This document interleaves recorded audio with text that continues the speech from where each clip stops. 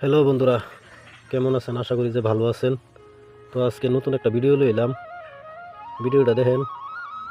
আর আজকে লইলাম একটা নতুন ভিডিওটা এটাই, যারা যারা চুলা কিনবার চান, এই যে নতুন নতুন চুলা বানা তৈরি করা হইতেছে, স্ক্রিনে নাম্বার দেওয়া থাকবে, যোগাযোগ করবেন।